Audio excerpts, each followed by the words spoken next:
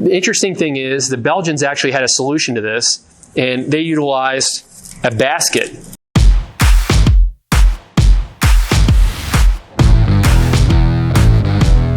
So a couple of years ago, I had the pleasure of celebrating my 10-year anniversary in Paris with my wife. We were able to take a couple-day trip down to Brussels and experience the beer, and it was an amazing thing, an experience that helped me experience the Belgian beers and get through my path to becoming a Master Cicerone.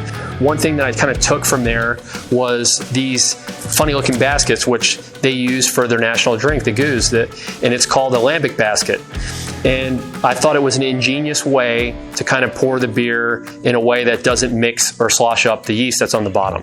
So if you go to a Belgian cafe, you'll see that they serve that, and it won't just be for Lambic, it could be for any style of beer that's re-fermented in the bottle. And I'll just demonstrate quickly how that'll work. So of course you keep your hand nice and flat on the top just in case the pressure is built up to a high level inside the bottle.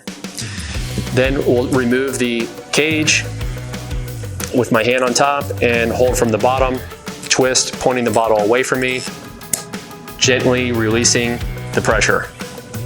I like to pour one glass out and then let it rest in the basket. So I'll just demonstrate how that would look.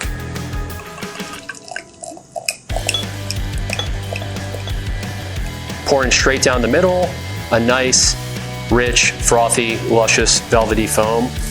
And then without turning the bottle upright, I'll just rest it inside this basket, which is designed to keep it there.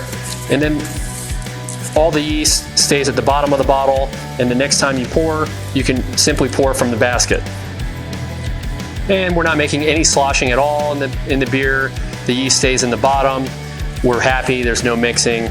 And I thought that was a cool and ingenious way that the Belgians have been doing it for years and years to take the guesswork out of making a perfect pour.